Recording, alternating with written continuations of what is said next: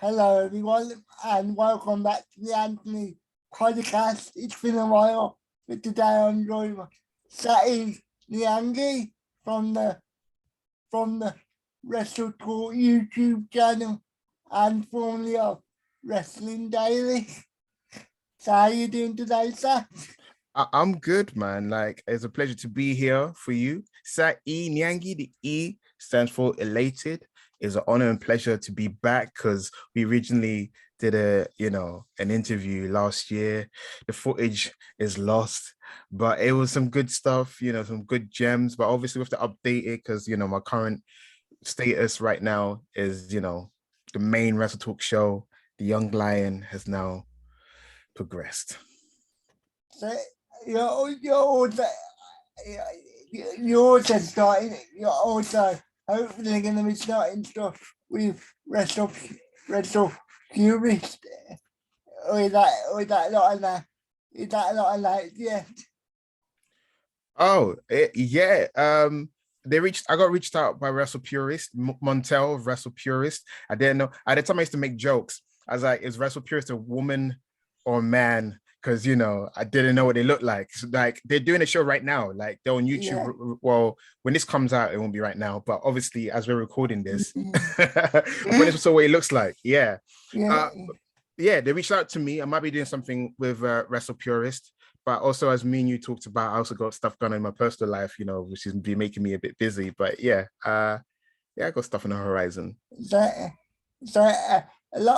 A lot of this stuff is going to be weird for us to talk about because a lot of this stuff that we're going to be talking about today might be a bit weird for us to relive. But obviously, nobody saw the first day. So, how did you get started in the wrestling content space? So how I got started. So basically last May, my friend, everyone may know this person, Will Ospreay is a friend of mine, someone I've known since the backyard wrestling days. He's gone on to do, okay in wrestling, he came to the UK because he had a back and neck injury, had to vacate the title. While we were talking, I let him know that, I've been thinking about getting into content creation, and the place I'd really like to work with is WrestleTalk. And then he said that he had a direct line to Ollie Davis, and he even went to me, hey, do you want the number? And I was like, no. Don't do when people give you phone numbers without any prep work, at least I was like, talk to him first, gauge his interest level, then get back to me. And then he said he spoke to Ollie. He said to email him.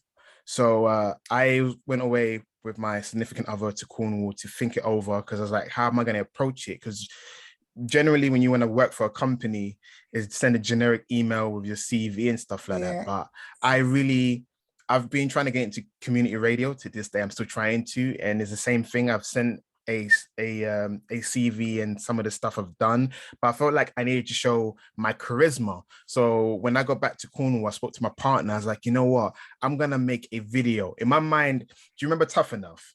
The original Tough Enough? Yeah. So in the original Tough Enough, you had to send in a video if you want to be a WWE superstar. You had to cut a promo. So I thought I'm going to do a 5-minute intro video about myself, send that, so that way they can gauge who I am. So I did that 5-minute video. And towards the end, because I'm a huge fan of Heavenly Body, especially Gigolo, Jimmy Del Rey. I just love how he jiggles the body and he does all the antics. So I went to my partner, what will take this over the top? Because WrestleTalk's known for doing challenges and music videos and silly stuff. And then that's right up my street. So I was like, I'm going to show them, the video. I think I remember this story. Basically, you did a little, the best way to show it off, it was like a little, it was like a photo, wasn't it? So basically, because I was wearing a rip-off shirt for a reason. Because in my head, I was thinking, I'm gonna rip my shirt open, have nothing underneath, just topless, rip off the shirt. And I told my partner, you're gonna squirt baby oil into my body and I rub it as I do it. She thought I was crazy. She's like, what? And I was like, she doesn't understand wrestling. So it'll work.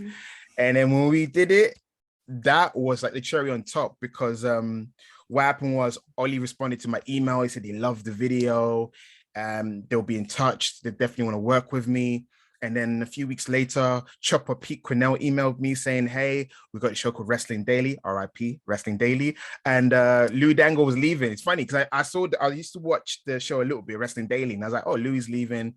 And all of a sudden I get the email, are you interested? And I was like, of course I'm interested. So it was a trial run. That first show I did, they told me that if I get along with my co-hosts and people like me, then it'll be the trial period after a month.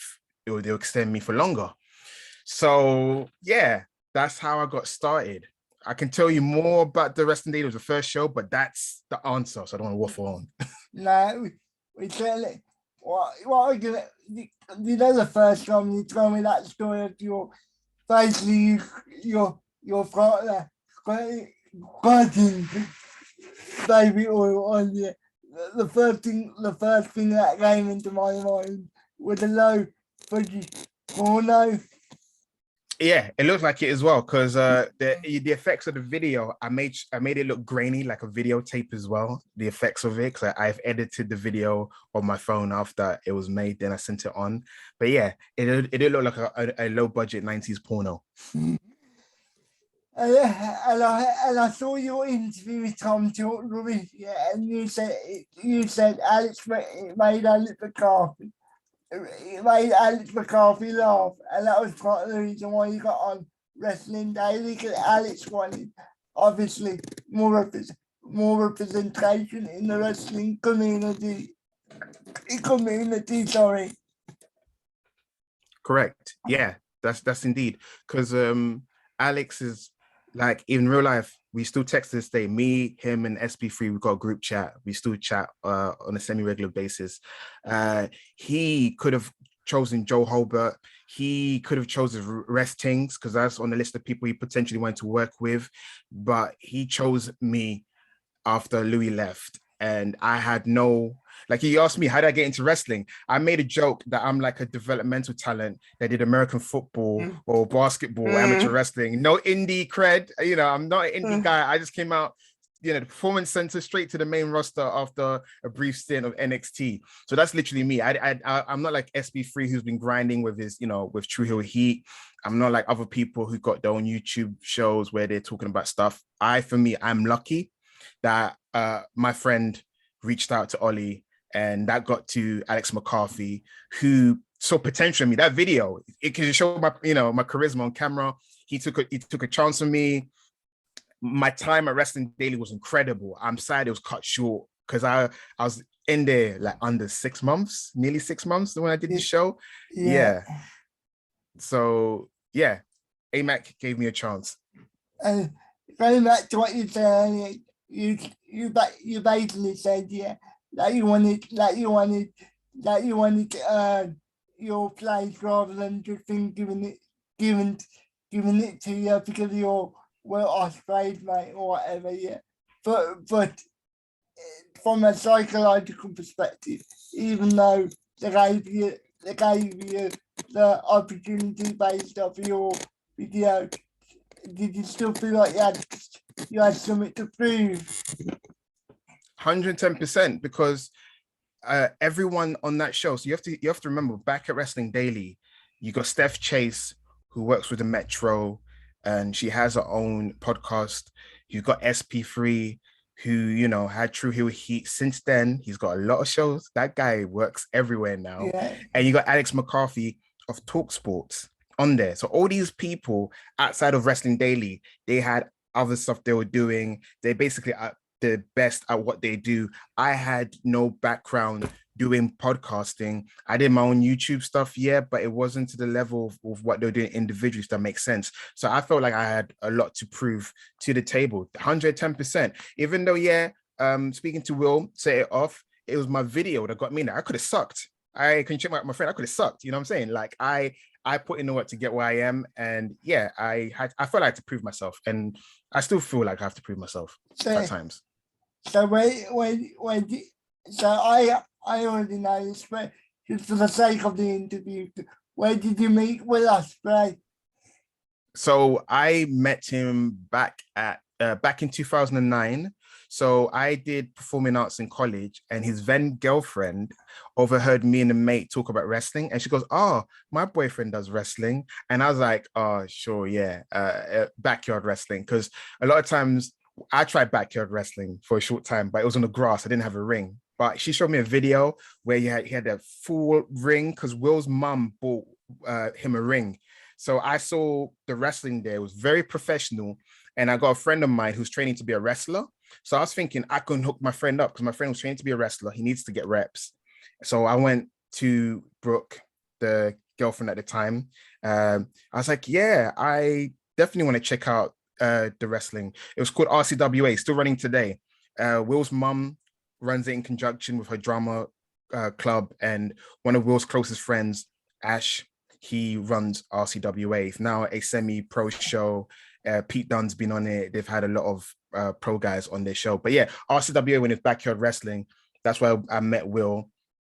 Actually, no, I met Will in my college show. We had a college show where there's a lot of music and stuff like that, and I was like the MC of the show. So Will saw me on stage, and he was blown away by my charisma, and he said, "Oh, dude, you gotta come down to RCW and be a manager." So I was a wrestling manager in the backyards, and I even managed Will as well in the backyards as well. So I saw you mention in other interviews that you never really found any interest in like taking bumps or like training or anything like that. Was it just the case of you being overly nervous, or did you just not fancy it? It's hard because a lot of people, when people say, "Oh, you like wrestling? Oh, you should be a wrestler." I was like, no, many reasons. Darren Droz, that's the main reason why. Yeah. One wrong bump, that's it. You know what I'm saying? D'Lo Brown's a professional wrestler, but one slip, it paralyzed a man from the neck down. That for me is enough to not want to be a wrestler. So yeah, I just didn't want to get injured one day, because back in the backyard days, one of our mates, he was wrestling. He did a clothesline and he broke his arm doing the clothesline. He's a trained guy. He knows what he's doing. But freak accident, him hitting a clothesline, his arm broke. And I was like, this is why I don't wrestle. You know what I'm saying? So, Yeah. and I'm a clumsy guy. And I'm a clumsy guy as well. So I don't tempt fate. But let's just say if you were managing somebody on a local indie show, and they wanted you to take one simple bump, like from a punch or something, would you do it, or would you be like, no, I'm not doing that? I would do it. I've even though I didn't want to wrestle, I did a couple of wrestling matches for RCWA. I was actually undefeated, 2 matches won, never been beaten. My charisma was so great, they didn't let me lose. Like I didn't mind losing, but they let me win. I had wrestling matches. I've bumped. I've sparred with Will and other wrestling mates, and even shout out Kip Sabian. I know Kip Sabian as well, because Kip Sabian was in the same backyard wrestling with Will as well. And Steve Farrell was a big backyard wrestler who knows Pac. So there's a lot of people in the backyard wrestling community that I kind of know. As somebody that was involved in backyard wrestling, do you think it gets a bad rep sometimes because of the obvious stigma behind it? Well, I think that I understand the stigma, but it's also kind of silly because without backyard wrestling, you wouldn't have the Hardy Boys, you wouldn't have the Young Bucks, because all those wrestlers, they're known for having a backyard wrestling origin before they started. Heck, you got Will Ospreay. That's his origin. Him having a wrestling ring, hosting shows. That's where he came from. Pac also came from backyard wrestling. Kip Sabian came from backyard wrestling. There's a lot of guys that did backyard wrestling, and their passion grew. They went to wrestling training schools, along the way, and look where they are today. So it's an old stigma that should die. Do you think it's just a case of as time has gone along, it just evolved into actually doing it properly rather than just hitting people over the head with frying pans and stuff? Because I know for a fact for a long time that was a real stigma. But as you said, a lot of people nowadays have started from backyard wrestling So I guess my question is, do you think it's a case of actually it evolved? It has evolved. Because think about it. Mick Foley's days. So Mick Foley's version of backyard wrestling resembled wrestling on the playground. You know, you and your mates and stuff like that. And then when I went to RCWA, all the guys that were wrestling, they all had some sort of wrestling training. Like it was great wrestling when back in 2009, I was blown away because I was used to the Mick Foley style of people not selling. That's the thing. Because you're used to people trying to do the move. Can't do my move when you lay down, whatever. But when I went to RCWA, I saw selling. At one point, it's like, oh, should we blade? I was like, what the heck are they on about? Like they did it like a proper wrestling. That was their training before the actual training down the line. It was very professional, my experience. But of course, you still get people that want to bang each other in the frying pan. But I feel like that's very 80s, 90s way. But today, I feel like it's probably different. Yeah, and to be honest, yeah, I personally think that that nowadays, yeah, with YouTube and things like that, it would always gonna go in that direction, if you know what I mean. Because with YouTube you can slow things down and you can see how the move is perfected and things like that, if you know what I mean. I don't know Yeah. about that. Yeah, I get what you mean. Yeah. You can also rewind it as well if you see a move that you want to learn or you move too quickly. Yeah, definitely. Yeah, I hear that. So moving on from that. So going back to more of the content side, you do a weekly NXT 2.0 show. Uh, I give you full credit because I know that show's not very enjoyable after the time. So do you enjoy it week to week or not really? You ask if do I enjoy watching NXT? Because don't you do the review? Yes, I do. I do. So basically the backstory on that, I want to give you the backstory on how I got to do the Yeah, review of show. course. So basically, Wrestling Daily ends in December. We all get full pay, just to let you know. Ollie's a lovely man. He said, give us full pay. Don't worry, just cancel the show. Get off air. Then Ollie said, we really like you. We're just trying to figure out, we may restructure Wrestling Daily or we may do something new, whatever, but we really want to work with you. We like your work. And they brought me back for the Royal Rumble live reaction show. I did Quizlemania, a couple of times. And then I got a phone call. I had a phone call with Luke Owen. First time I ever spoke to him on the phone. He said to me, would you be interested in doing the NXT 2.0 show? Because Pete and Tempest, they had too much going on. And then they wanted to do other stuff. And basically, an NXT 2.0 show was a bit too much while they're doing other things because behind the scenes, they do a lot for WrestleTalk. And I said I'd be interested, but the time slot at the time was when I was at my day job. Because I worked during the day. That's why Wrestling Daily was great for me. And that's also one of the reasons why you never see me do the other stuff, because I work during the day. I freelance for them. So I said, I would love to, but the time doesn't match with my time. And he goes, "Wait, Luke said, if we move it, potentially move it, will that work?" I'd be like, yeah, if you're willing to do that, like. And he said, I'm thinking of pairing you with SP3 because when you guys did Mocha Mondays, you had great chemistry. And I was like, yeah, that's even perfect. Like me and SP3. And I was like, awesome. He said, I'll get back to you. Let me get my ducks in a row. So I text SP3. Oh, have you heard from Luke yet? He goes, no, I haven't. Oh, cool. Potentially might be working together. Blah, blah. I go, yeah. I kind of heard rumblings about that.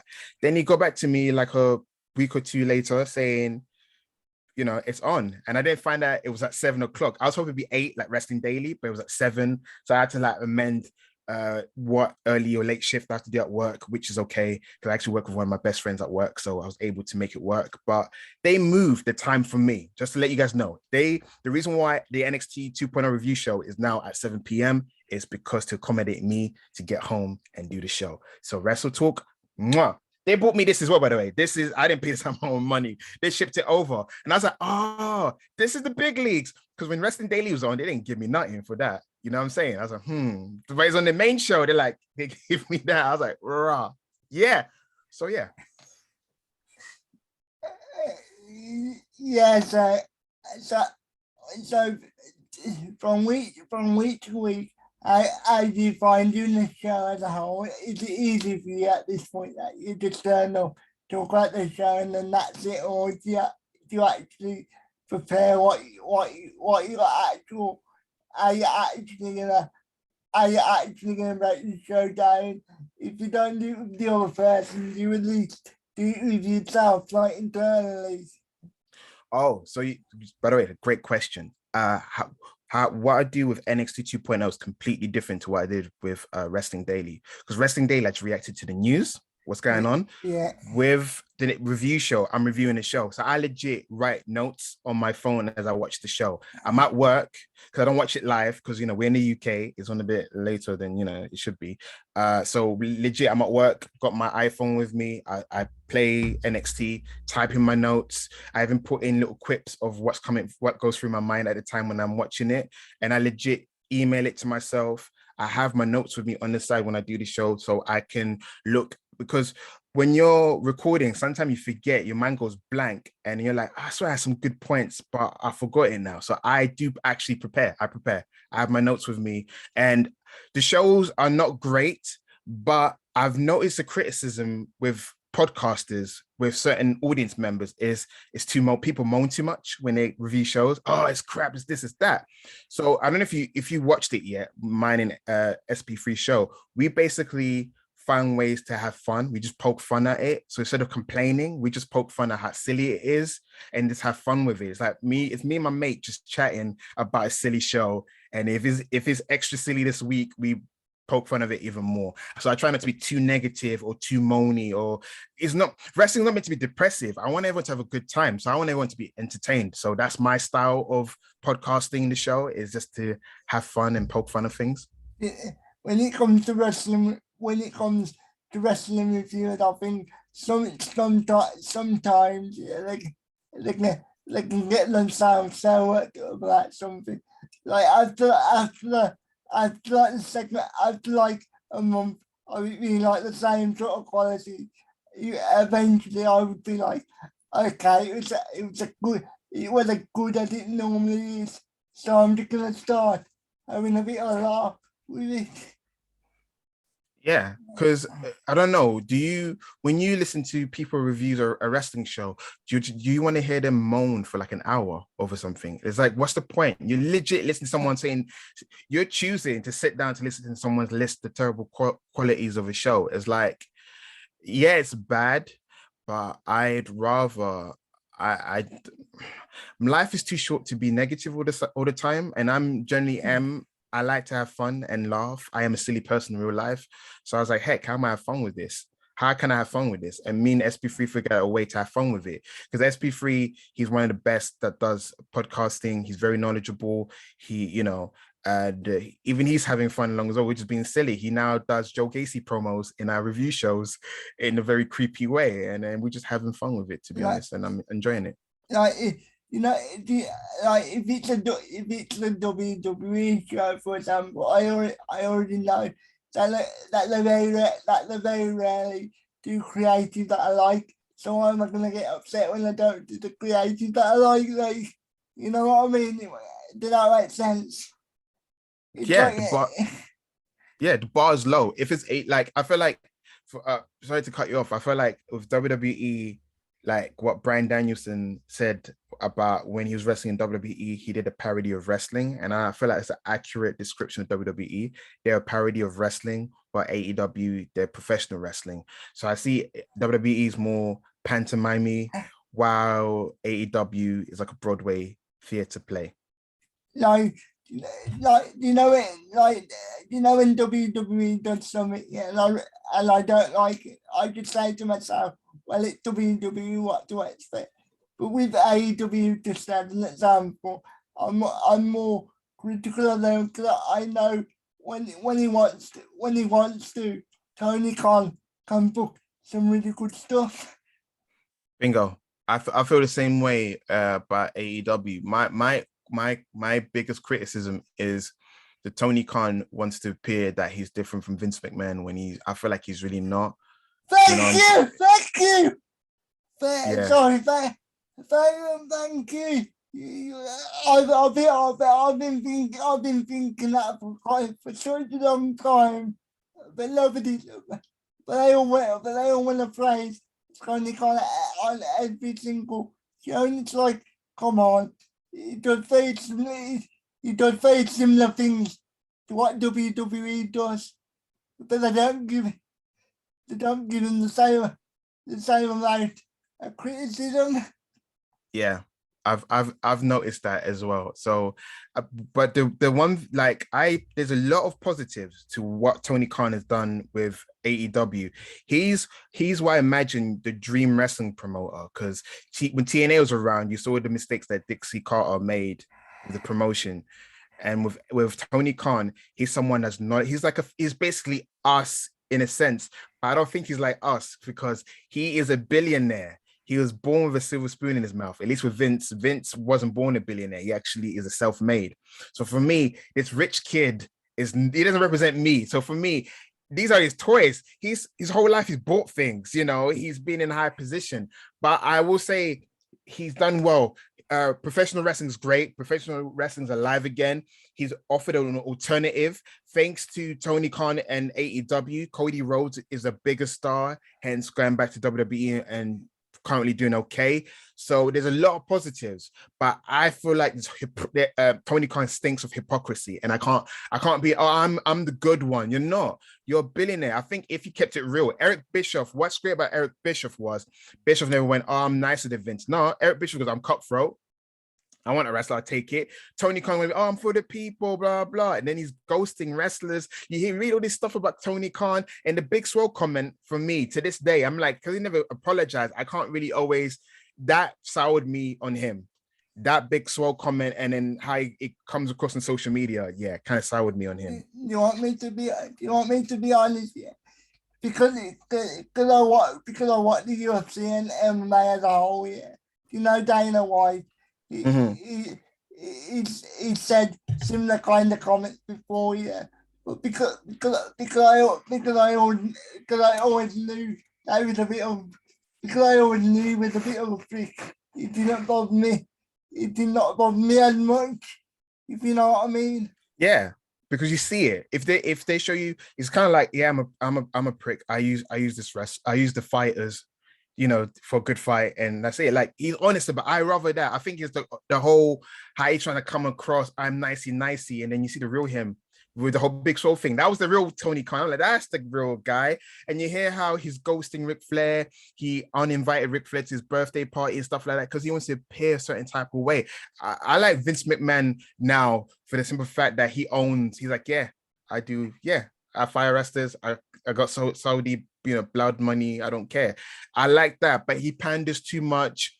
He trying to be a nice guy. I'm like, dude, just own it. And I'm just gonna say this now, and then we'll move on. Look, when it all changed for me, it's even before the big scroll comment. When NWA did that in Carrot show it, and then he said on the media call, I played all of these wrestlers or whatever he said, and yeah, and he came across as a complete novice.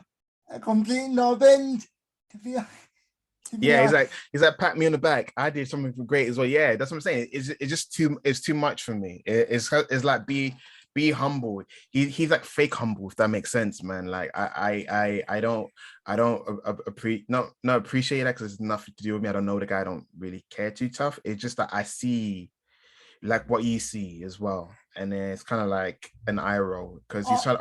I'm high and mighty. It's like don't be on your high horse. I just don't like people on their high horse. I mean, enjoy the AEW product by all means, but don't get yourself worked up into the fact that he's a savior of wrestling. Because I personally think, yeah, he obviously likes it, but but there's also a lot of ego, involved, Yeah. obviously. And also he needs to structure his wrestlers better as well, because he's got too many wrestlers under contract, right? And at least with with WWE, yeah, they did it because WCW and ECW is out of business.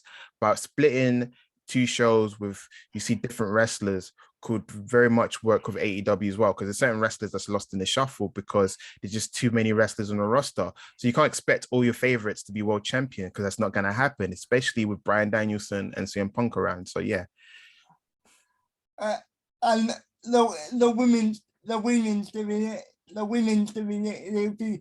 It's a big annoyance for me because it's not even trying. Like if he was actually trying to create a good women's product, I would say okay, at least he's trying. But he's not even trying half of the time. He just doesn't care.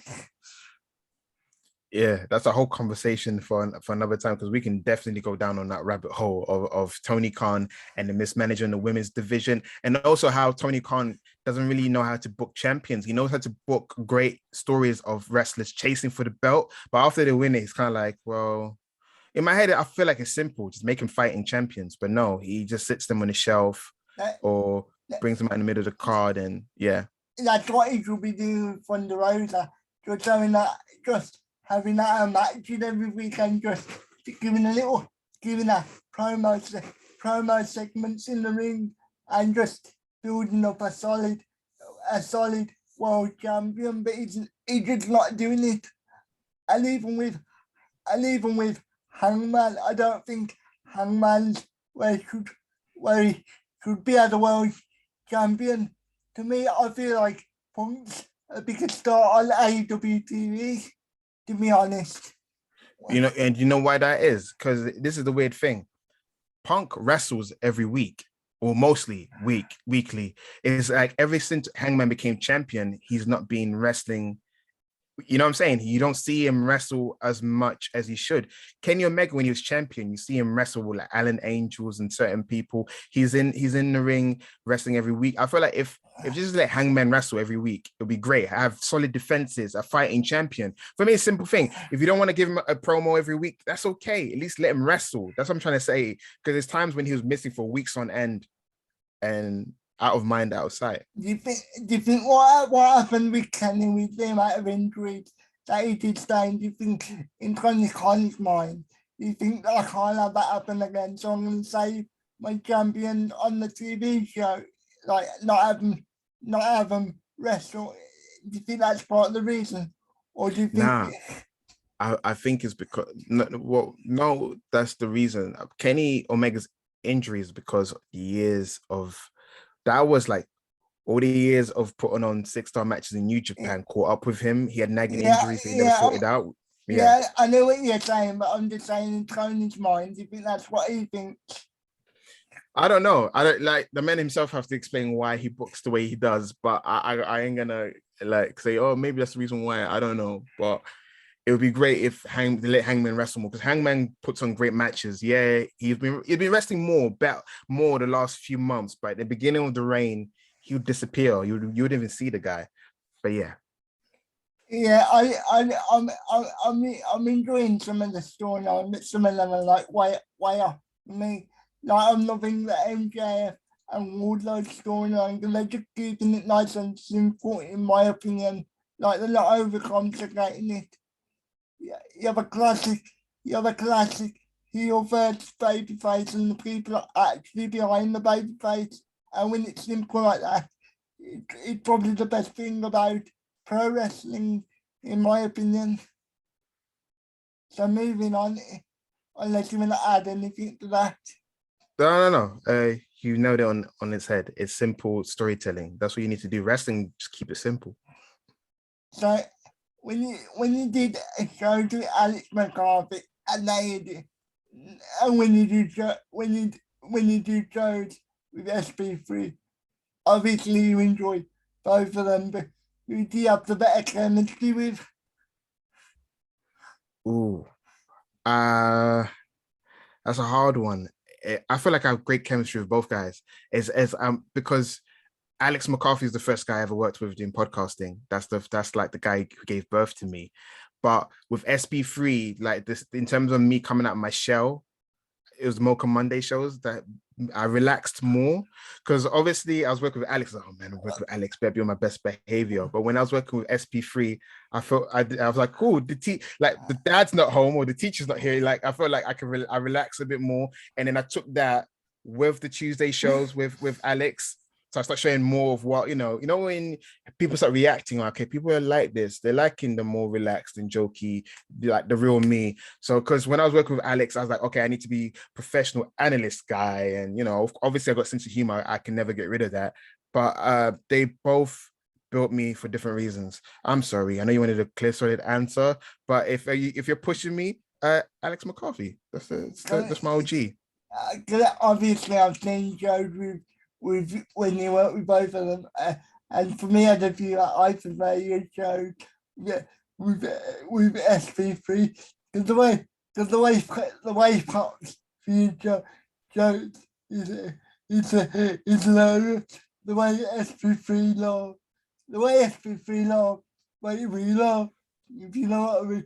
Yeah, I know what you mean. Yeah, because very like the funny thing is, me and SP3 very much do have like the Bobby Heenan Gorilla Monsoon kind of vibe, where he plays a straight man to my silly antics of way of doing things. Yeah, I understand why. Yeah, that would be more palatable for people. That's what I say. I love both, because like sometimes you can be too jokey and it'll put people off. I like, with different guys, I bring different things to the table, if that makes sense. Yeah,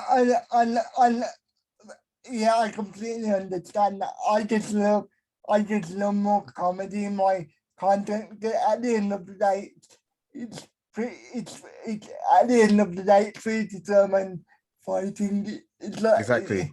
it's like it's like it's it's not a deep, excuse me. So yeah, I just love a bit of comedy, and I think that's what you provide really well. So we could go back in time, yeah. You could beat yourself from the time you started watching wrestling. I did. Hang on. What time did you start watching wrestling, like live? I remember watching wrestling from late 92, from from SummerSlam 90. So my first WrestleMania was a videotape, was WrestleMania 8. And I remember my first wrestling show was actually Tuesday night in Texas. That's how far. I was like the age of 2. I just say age of 2 because that's the easiest. That's when my first wrestling memory was Bret Hart being WWF champion, Saturday Night Main Event against Papa Shango. So yeah, since 92, I'm 32, been watching wrestling for 30 years. Now, when that being said, if you could go back to like 93, 94 stuff, and what would you say to him about wrestling? Don't worry, you're not a weirdo. People will watch wrestling as well soon. Because back in my school days, no one watched wrestling. Back in like the primary school I went to, because I went to 2 primary school. The first primary school I went to, like I had no one to talk to about wrestling. And it wasn't until my second. So when I went to my second primary school, the Attitude Era was around. So by then, everyone was watching wrestling. So I was like, oh, this is weird. Because when I was growing up, it was like my own weird thing that I watched. No one else watched this. I thought it was like a weird thing because no one was talking about it in school. It's all about football, tennis, boxing, you name it, even flipping golf, but never wrestling. So when it actually ever happened, everyone's talking about wrestling. So yeah, I was a young me. Don't worry, man. Wrestling will catch on eventually. And be honest with me. At the time when you're a big Hogan fan, at the time. Okay, that's what you brought up with a question. Yeah, you know what? Yeah, when I finished my thing, I would also tell myself, Hulk Hogan is a piece of crap. He's a racist piece of crap. Don't support him. So yeah, that too. Young Sat, support anyone but Hogan. Unfortunately, you could say that about a lot of wrestlers from that time. Mm-hmm. When I saw the Undertaker documentary and he's wearing the thin blue line t-shirt, I was like, okay, that's what you're about. All right, got you. So yeah, there's a lot of wrestlers. That's the thing as well. I think you hit the nail on the head. I can't be my high horse, but with like Hogan was recorded. Like there's a recording of him being racist. He's an active racist. He can apologize all he wants, but I can never know if he's being genuine. So that's why F him. Undertaker, that's his belief, wherever. I don't know. You know, that's different. He hasn't been outwardly racist that I've seen, even though his beliefs doesn't align with mine, you know. I I don't mean to cut you off, but I've always said, yeah, you can't just be friends with people that have the same belief system as you.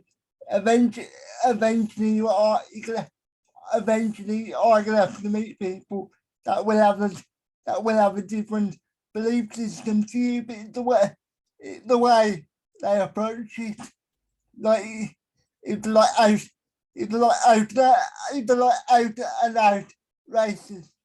Obviously, obviously that's the problem.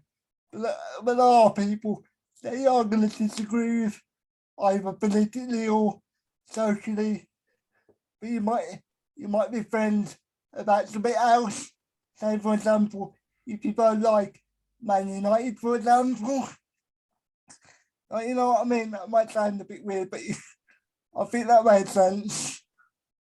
Yeah, listen, my partner's an atheist and I come from a Christian background. So yeah, I know a thing or two about different beliefs, if you know what I mean. Like that's why when people get so upset about people people joining a certain promotion of like, okay, but then just don't just don't just don't support it.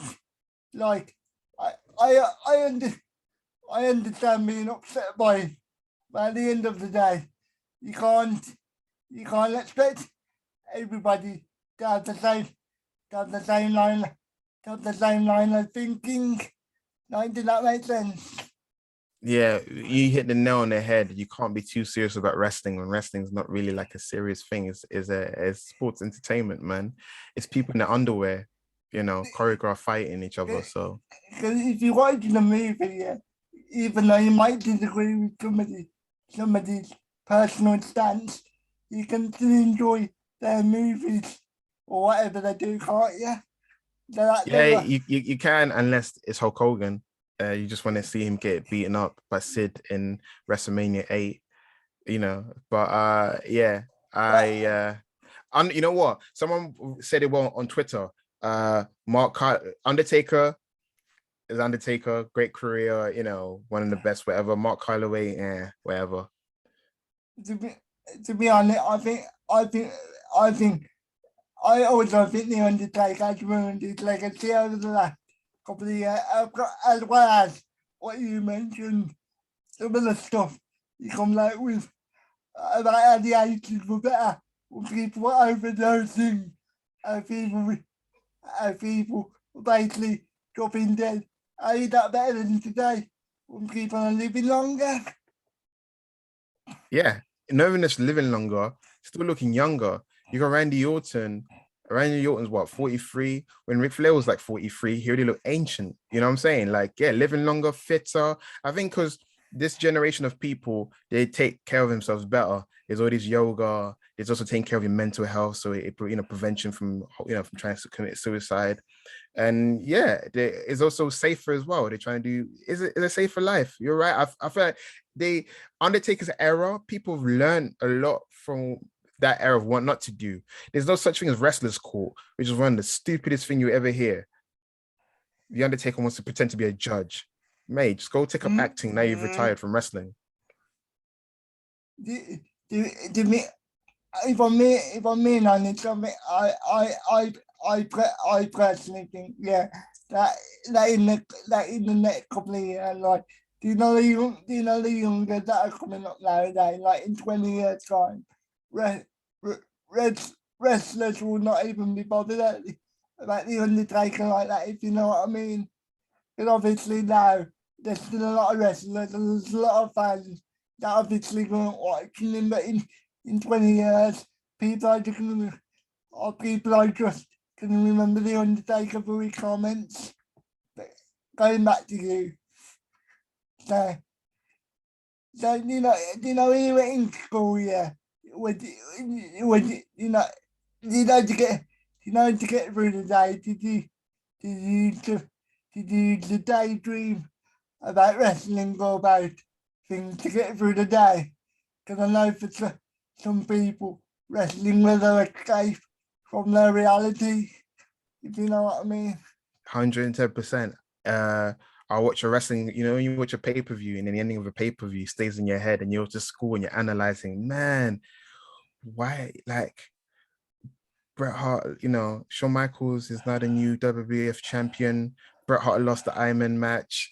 You know, what's gonna happen now? You know, yeah, wrestling was my escape, man. I tried to tell my partner, I was like, when we have a child, like, I want my child to watch wrestling. Obviously, I try to make a deal with her. She can watch WWE because AEW has blood. So you don't want to expose your child to blood. So I was like, I grew up watching WWE, WWF, and it was for me capture my imagination like a cartoon did, and it didn't do anything harm. It didn't do any harm to me, you know. So yeah, wrestling definitely captured my imagination. Took it to school and daydreamed about it.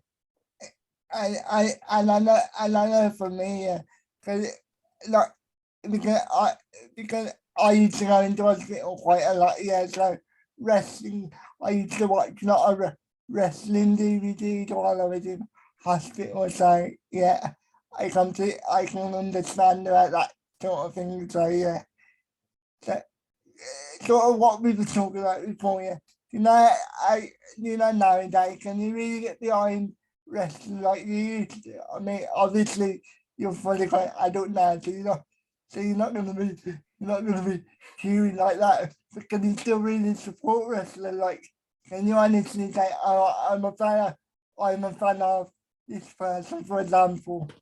Oh, so this is a good question because Alex McCarthy took me to Wembley. Who's doing his press stuff, and I was his guest. I wanted to be useful, so I brought my camera to take pictures of him with wrestlers.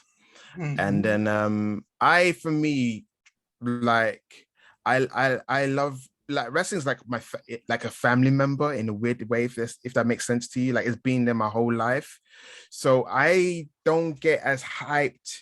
For me, for example, I've never been to a pay-per-view in America. I've never been to a wrestling pay-per-view. I've only been to two wrestling shows, one in 2013-14 in Birmingham for Raw, and this live show with Alex McCarthy. So and also I've gone to two shows for Will, you know, give me ticket comps to see him in Rev Pro. So, but I'm never really like, I like wrestling, but I it's weird. I would like to go WrestleMania one day, but if I never go, I'll never cry about it, if that makes sense.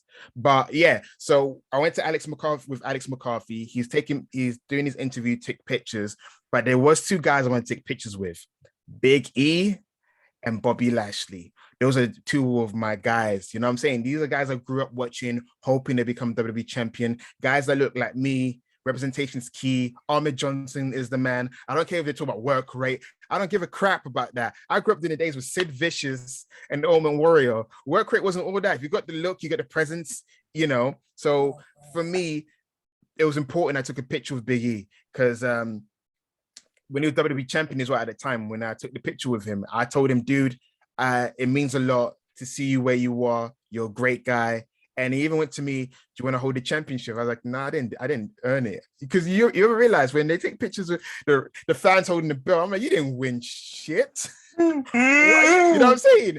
And also in the picture as well, I hate it when do you take pictures of your friends like this? He's like, oh, let's take a picture. And you got your arms around each other. You're not. You're side by side, right? You're posing like with your mates, right? Yeah. If I meet any, unless unless we're having a joking picture. If I'm having a picture, I don't want to touch you like that. I mean, why Yeah, not? because I want to keep my hand to myself. not even just that. Also, I just don't want to look like, hey, this is me and the fan. Yeah, I'm a fan here. So when I took a picture of Big E, we just like pulled faces, were side by side. And when Bobby Lashley came, I did me and Bobby Lashley did poses, arms, this, whatever. I was like, dude, I basically want to stand like a peer, like we're friends. Because when I'm with my mates, we never put arms around each other taking a picture. We're like side by side, trying to look like Blue Steel, like Zoolander. with the pictures, you know what I'm saying? So I'd rather look cool with a wrestler than have his arms around me. So yeah, it meant a lot to me to take pictures of Big E and Bobby Lashley, but yeah, I'm never really chasing. And to them creepy people that like to put a like to put a hand around the female. What the fuck is wrong with you? Like if you meet a female, if you met a normal female out in public, yeah, and you took a picture together, would you put your hand around their waist? No, you wouldn't. Nah, my partner will kill me as well. But no, outside of that, yeah, I wouldn't put my arms around a female wrestler. I'd rather like I said, I'd rather we stand side by side. We're taking a picture, you know, a slight pose, a slight this, or even like normal, you know what I'm saying? Keeping it normal. I wouldn't, that's not my thing. Like, say for example, if Samoa put his arm around my wheelchair, I would feel a bit awkward for not doing anything with my arm, but that's not my problem, that's it. Yeah, that's the thing is, if the female wrestler wants to put her arm around me, cool. But I don't want to do the same thing to her. Like for me, I like side by side pictures. Why do you think why do you think fans feel why do you think certain fans feel like they can reach out to you? Do you think they could get excited, or do you think they genuinely think they have a chance with some of them? Because they lack social cues. They don't understand about personal space. I think that's what it is, because a lot of the times, as much as I like wrestling, there's a reason why I'm also kind of like distant towards it, because I've seen what being a super fan can do. Some people don't have life outside of wrestling, which is unfortunate. So that's all they have. So for a lot of times, wrestlers are like larger than life gods to them. So when they meet them, they're like in awe, and especially with women as well. I like you, so I want to put my arms around you because it feels real. I think that's what it is. Honestly, mate, it just to me, let me just say this: if you got some sort of disability and you don't and you have like learning difficulties or something like that, I completely understand. But if you're like us, and we have a good understanding of what's appropriate and what isn't, then I just think you're really creepy. Yeah, that too. I never want to be a creepy wrestling fan. I mean, you know, wrestling fans or wrestling shows really stink. You know, some of them need showers. That's an issue. So I never want to. You know what I'm saying? Like, there's a lot of negatives with being a wrestling fan, and I'm not in that category. I would never mark out for wrestling. The most I would say I'm a really big fan of you. One of my favourite wrestlers of all time is Samoa Joe. But I would never go up to him and say, hey Joe, can we do like a picture where we or something? Yeah. You know, so when I went to the Wembley show, there was wrestling fans queuing outside their hotel. And then I remember I saw like that's Montel Ford, like signing autographs. He just come out of the gym. He's signing autographs from people like that. And then in my head, I was like, I would never do that. If I saw Montel Ford, I wouldn't be like, hey, Montez Ford. I wouldn't be like, hey, I want to take a picture. If I see him, I'll just give him a head nod. Hey man, you know, huge fan of you, and I'll keep it moving. I don't really need a picture. You can say, I would say you can say hello, because I would say hello, but if I'm walking past somebody and they're looking at me, I just say hello because that's what I normally say, but I wouldn't go away to be like, hey Joe, can I get a picture really quick? Yeah, that's not my style. Especially when we went into the hotel where the press was happening. Bianca Belair were amongst other wrestlers. You know, they were having their lunch or wherever it was. So when I was walking past, I was like, oh, that's Bianca Belair. So I did this to Bianca Belair, and then she went, and that's it. That's all I need. I don't need a picture to prove that, you know, I saw Bianca Belair. I don't need a picture with my hands around her. That for me, that interaction, that was enough for me. That made me laugh, and I kept moving. That's a bit weird. That's a bit weird in itself, to be honest. Why didn't you just say hello? Why did you have to do a weird wave? That's how I did a Queen's wave actually. That's my natural wave. Because every time people see me, I'm like, sorry. I like the wave. It's simple. It's keeping it simple. It's not overly exaggerative. I just keep it moving. I saw her and I was, because we're getting the room that we were at was next door to where they were eating. So it's like walking. Oh, hi. And then, yeah, I kept on moving. But have you ever been to like a proper signing, or is that something that you never really been interested in? Nah, I'm not interested. That's what I'm saying. I'm so low key with wrestling. I'm not interested in signing. If I ever meet a wrestler, cool. If I never meet them, cool as well. I'm just not. It's never really piqued my interest. Going to the signing is not really my thing. I just don't know why. It's just never aroused any interest in me. Do you think because you're friends with Will Australia, do you think that has a lot to do with it as well? Because you've obviously known Will for since you've since since you really since yeah, before he ever really blew up like that. Yeah. Do you think that's put it into a different perspective for you? Nah, even before that, I've known Will since he was 17 years old, 16, 17 years old. No, that's how I am in life. Because where I work, I run into actors, presenters every day of my life. I think maybe that put things in perspective for me. But they're normal people like everyone else. That's the thing people need to remember. Yeah, they may be on TV or podcasting or whatever. I'm just a human being. You know what I'm saying? We're all human beings. Like, No one deserves special treatment. And I think that's why I have that mindset with things. cause at the end of the day, I don't care who you are.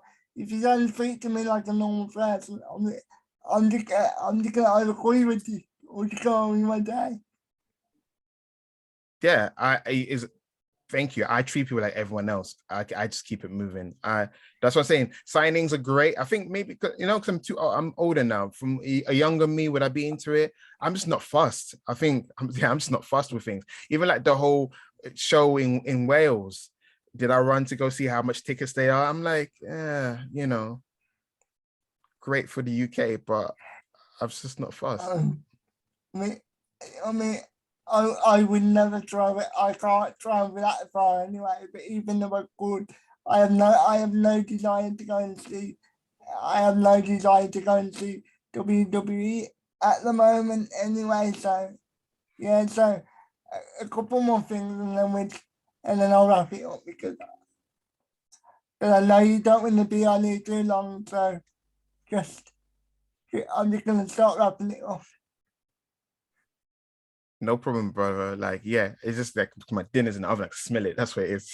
Eh, eh, that that in yes in in the perfect world, yeah, would you would would you like to be able to do wrestling, podcasting, or whatever you want to call it, full time, or are you I what I'm basically trying to say is, would you, if you came that if I said I want to bring one full time, would you take the job, or are you just as happy in your other job? Good question. If WrestleTalk went to hire me full time, awesome. But my main aspiration is I'm trying to get into radio. That's what I'm trying to do. That's the main thing I'm trying to get into. So I definitely want a career where I do what I love. That's the answer to the question. Yeah, if I could if podcasting made money, lots of money, because as a freelancer, I just get paid for appearance, which is not much because when you're freelance, when you're under full salary, you can live off it. So for me, yeah, if I can make money off my natural God-given talent, 110%. I hope that Is, answers your question. is radio dying, or is it just something that people say? Radio is only dying if you don't listen to radio. If you listen to radio, radio is very much alive. Because I'm a kind of person in my partner's car, I had like all mixed CDs, so we hardly listen to radio. And then I said to myself one day, I want to break into radio, but I'm not listening to radio that much. So I started listening to more radio. Radio's still there. Yeah, radio's not dead. That's like saying radio died when TV came along. No, it just gets pushed down in the pecking order. Yeah, I guess so. But do you know the whatever they call them, the radio presenters? Is that what they call them, or do they call them disc jockeys or what do they call them? Yeah, So there's the DJs are the ones that play music. You get radio presenters that just, you get some radio presenters that talk about current affairs, what's going on in the news, and you get radio presenters that talks about, film reviews. So there's different types of broadcasters when it comes to radio. So what sort of radio presenters do you want to be? Do you want to be sort of person that covers the news, or do you want to do film reviews, or what do you want to do? Oh, funny enough, I'm trying to like launch off a podcast in the future about films, but yeah, in terms of radio, I want to do music. I love music. Music is one of my other passions besides films and wrestling. So music, I make playlists on Spotify and stuff. I'm very much that kind of guy that curates music. I love music very much. What music do you like? I'm going to give you the cliche answer of I like all music. But if I'm going to break it down for you, because I don't want to be that guy, I like all music, but I legit do. I like trip hop. I like post-punk. I like a style of R&B. It was like late 80s, mid to late 80s R&B's hip-hop fusion called New Jack Swing. I like that. Psychedelic rock. Alternative rock from the 90s. I like Miles Davis jazz music. I like Kate Bush. I'm a huge fan of Kate Bush. I love Sade. I like Björk. When I said I like post-punk, I like tricky. I like hip-hop, of course. That's why my taste is varied, because I was briefly in like a band. I had a band. We didn't really go nowhere, but my taste in music expanded. I love David Bowie and I love Prince. So my taste in music, take it from there. David Bowie, Prince, and everything in the middle. I like predominantly hip hop, but I don't really tell people because obviously white guys they get the obvious stigma of culture vulture and things like that. So I just don't bother to tell people because I know that they're going to take the piss out of me. So I just don't bother to say anything. Nah, I think the stigma is dead because hip hop is now mainstream. So a white rapper is not a stigma anymore. If it was the early 90s, I get you, but you liking hip hop is okay. Because funnily enough, most white friends are into hip hop. They probably like underground hip hop. You know what I'm saying? So like that's like the white friends I have that like hip hop. They like underground stuff. Most of my favorite rappers are not even white anyway. I love people like Kendrick Lamar and J. Cole and just people like that. People that actually say stuff. As somebody that has cerebral palsy, I just find that more conscious style more interesting. Like, you know what I mean? 'Cause obviously I've had my own personal story, so I just get more enjoyment of listening to other people's stories. Same. I'm stimulated by rap music as well, with people that got a lot to say. Like I like Tupac Shakur. I like J. Cole. Kendrick Lamar, it's got an album coming out in May. Can't wait for that. Yeah. I like rappers that got something to say. I like hearing people's personal history, struggles, relationships, familiar ones. Yeah. Huge fan of that. Now, two more questions, and then we'll wrap it up. So it's lyrical rap dead. Because people are saying this all the time. I don't think it's dead, but obviously it's different how it used to be, obviously. It's become more niche. Yeah. But I feel like with wrestling, everything's soliloquical.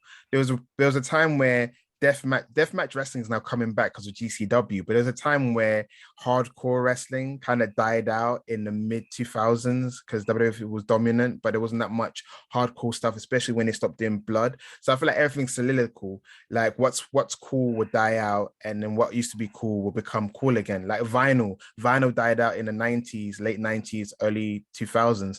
Then they made a return. So I think everything's soliloquical. Lyrical rap will come back if there's more rappers that's doing lyrical. It just is a cycle. And I just personally think eventually people get bored of just listening to the chorus and then the beat.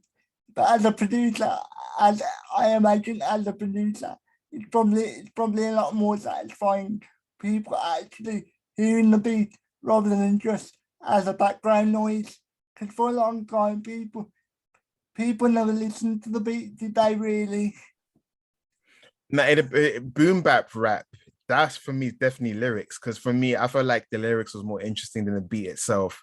When it was West Coast G Funk, I just love the beat, and the lyrics are not particularly great, except if it's Ice Cube or Snoop Dogg and Doc. But yeah, for me it was boom bap. I appreciate boom bap more now, but for me it's very like loopy, piano chords, doom to doom to. It's not. It wasn't really interesting, but the lyrics were great. But I was growing to appreciate it more, especially Wu-Tang Clan stuff. I don't one day we have a white rap that doesn't do the same old white boy flow. If you know what I mean, like overly lyrical. Because I feel like every single white person that does rap feel like they have to do that style. And that's what become normal for white rappers, if you know what I mean. That makes Yeah. sense. I might just being stupid or did that actually make sense? No, but I feel like they do it because they feel like they have to prove themselves because they're white people in a predominantly black genre, so they feel like they have to prove themselves that they should be here, sort of thing. But everybody trying to do it and Eminem's like, yeah, and I just think it gets a bit boring after a while. Like, things obviously can still be lyrical, but try and do it in a different style. So you just don't come across as another white person trying to be Eminem. I hear that, man. So my last question: when why do you ultimate life goal? Why do you ultimate career goal? Oh yeah, like I said, my ultimate career goal is to get into radio. I want to do a podcast about films. I just want to work with creative people and make money. That's the most predominant thing. I want to make money doing creative things. I don't want to do a 9 to 5 job where I'm helping someone else get rich. I want to make money doing what I love to do.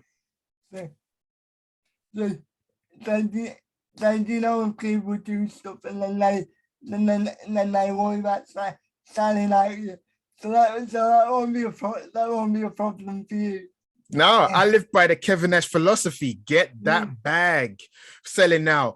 You and your poor house. Takes the money. To be honest, I would say at the moment somebody said to me, come and interview people, you have to ask them what I want you to ask them, but I'm gonna pay you loads of money. I would do it in a heartbeat. Exactly. Just give me money. Pay me. And on the personal level, what the ultimate goal is just to be happy, or do you have a certain goal in mind from a personal perspective?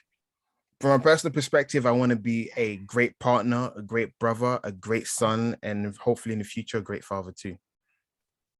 And a great friend. Yeah, I just want to, yeah, that's for me. The best thing in life is the people around you that love you, that they nurture you and you grow. Because I talked about when I did my audition video, my partner helped me make that. Like, and not even just my partner, I got supportive mother, supportive family, a friend came through for me. I was stuck in a rut trying to get into community radio. Then my friend hooked me up with WrestleTalk. I sent him a video, Alex McCarthy, Heart of Gold. Everything progressed. Great people helped me get where I am. Do you know your mom? Yeah, what did you know what you do? Like from the wrestling community side or not really? My mom, well, if you like back in the early days when I did Wrestling Daily, my mom was a huge character, as in she used to get mentioned a lot because she was in the chats. Oh, yeah. She used to be in the live chats. Yeah, my mom used to watch me every week because especially during COVID times when you don't see a child that much. She used to watch me every week. She still watches on occasion. My mom's very supportive of what I'm doing. That's nice to make it, because sometimes even though your parents are support, well not you, because sometimes parents can be supportive, but they don't really understand what you do, and that's a similar thing with me. So it's always nice to hear when the parents when the parents when the parents are still supportive, but they also like understand what you do. So that's always good stuff. Of course, because my mum is the reason why I grew up in wrestling. My mum and my dad, when he was around, they the reason why I got into wrestling. They were watching wrestling. I watched wrestling because of them. So my mum obviously understands my passion for wrestling because it's been there my whole life. All I wanted was wrestling video games. That's the only reason why I had PlayStation 1, 2, and 3, because I wanted wrestling games. That's what I care about. I had mostly wrestling games. I didn't care about other games or other styles. Yeah, I played GTA, but yeah, I like my wrestling games. I like my WCW Mayhem. I like my SmackDown games. I like my WCW backstage assault, even though it was crap because it didn't have a ring. But yeah, I like my wrestling games. I'm sorry for excluding the name. That's stage assault. Yep, WCW backstage. So I had that. That was during when the New Blood versus the Millionaire Club feud. I'm saying I'm saying because you were disappointed that there was no ring. It's including the name. That stage assault. I know it's in the name, but you just assumed there might be one ring. At least give me one. For goodness sake. One ring, bro. What I'm asking is for one. It's bloody backstage, so you should just call it backyard wrestling because that's what it was, because there was no ring. Bloody hell. Okay, mate. So thank you for coming on, and I really appreciate it. You want to promote your social or any project that you got coming up? Yeah, so I am Sat E Nyangi. You can follow me on Twitter at SatNext2. Get it? It's a pun because I'm sat next to Anthony. Do you get that? Yeah, so check me out on there. I'm on Twitter. That's my handle. And if you want to follow me anywhere else, I got a link tree, so you can find me there. That's it, man. Thanks, man. And also every Wednesdays, NXT 7 p.m. UK time on the WrestleTalk podcast YouTube channel. Yeah. So thank you for watching, everybody. I hope everybody enjoyed this return episode, and thank you for the support, and make sure you like, comment and subscribe. And if you're watching this on any other platform, then give it a 5-star review because it really helps it out. And thank you and bye-bye. We're out of time.